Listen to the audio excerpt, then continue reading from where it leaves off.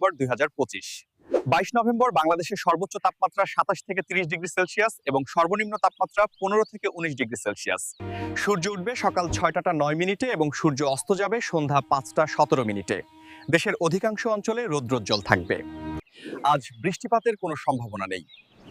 দিনের বেলায় রোদ বেশ তীব্র হতে পারে, বিকেল ও সন্ধ্যায় তাপমাত্রা কিছুটা কম হবে। বাতাসের গতি প্রায় 7 থেকে 11 কিলোমিটার প্রতি ঘন্টায়। এখন আমি আপনাদেরকে বিভাগ ভিত্তিক তাপমাত্রাগুলো জানিয়ে দিব। ঢাকা বিভাগের দিনের তাপমাত্রা হতে পারে 29 ডিগ্রি সেলসিয়াস এবং রাতের তাপমাত্রা হতে পারে 19 ডিগ্রি সেলসিয়াস। চট্টগ্রাম বিভাগের দিনের তাপমাত্রা হতে পারে 30 ডিগ্রি সেলসিয়াস এবং রাতের তাপমাত্রা হতে পারে 19 ডিগ্রি সেলসিয়াস। রাজশাহী বিভাগের দিনের তাপমাত্রা হতে পারে 29 ডিগ্রি সেলসিয়াস এবং রাতের তাপমাত্রা হতে পারে 16 ডিগ্রি সেলসিয়াস।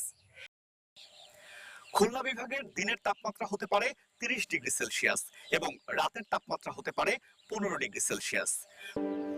বরিশাল বিভাগের দিনের তাপমাত্রা হতে পারে 30 ডিগ্রি সেলসিয়াস এবং রাতের তাপমাত্রা হতে পারে 17 ডিগ্রি সেলসিয়াস।